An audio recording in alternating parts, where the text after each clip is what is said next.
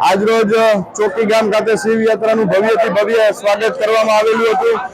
જૂનાગઢ જિલ્લામાંથી ચોકી ગામ ખાતે કાર્યક્રમની અંદર દરેક સમાજના લોકો, રાજકીય આગેવાનો તથા મોટી સંખ્યામાં માતાઓ, બહેનોથી માંડીને યુવાન ભાઈઓ જોડાયેલા હતા। કાર્યક્રમની અંદર યાત્રાનું સ્વાગત કરવા માટે થઈ લોકોની અંદર ખૂબ ઉમંગ અને લાગણી જોવા મળેલી હતી અને આજના દિવસે શ્રી સોમનાથ દાદાના ચરણોમાં પણ હું પ્રાર્થના કરું છું કે ભાઈ આ યાત્રા ખૂબ જલ્દીથી સોમનાથ ગામમાં પહોંચી જાય અને ભગવાન શ્રી સોમનાથ દાદાના આશીર્વાદ સૌ માટે ખૂબ સારી રીતે બન્યા રહે એવી સોમનાથ દાદાના ચરણોમાં હું પ્રાર્થના કરું છું। આજે જનકલ્યાણ શિવ વંદના એટલે પદયાત્રાનું આયોજન એટલે પહેલા સોમનાથથી સોમનાથ દાદાના સાનિધ્યમાં પદયાત્રાનું આયોજન કરવામાં આવ્યું છે।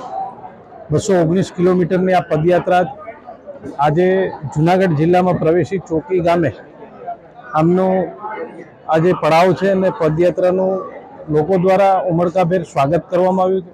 કુંવરજીભાઈ બાવળિયા કેબિનેટ મંત્રી તરીકે એક જનપ્રતિનિધિ તરીકે એમણે સંકલ્પ કર્યો કે સરકારશ્રીના કામો તો અમે કરીએ જ છીએ અને સરકાર દ્વારા કામો લોકોની સેવા થતી જ હોય, પણ આ વિસ્તારના અને રાજ્યના જનકલ્યાણ માટે એમને એક સંકલ્પ કર્યો કે મારે એક પદયાત્રાનું આયોજન કરવું જોઈએ અને એના ભાગરૂપે આજે ચોથો દિવસ, ત્રીજો દિવસ છે, ત્યારે આવનારા 2-3 દિવસ હજી સોમનાથ પહોંચતા એમને લાગવાના, ત્યારે જુદી જુદી જગ્યાએ એમનું સન્માન થાય, એમનો લોકોમાં ખૂબ ઉત્સાહ છે।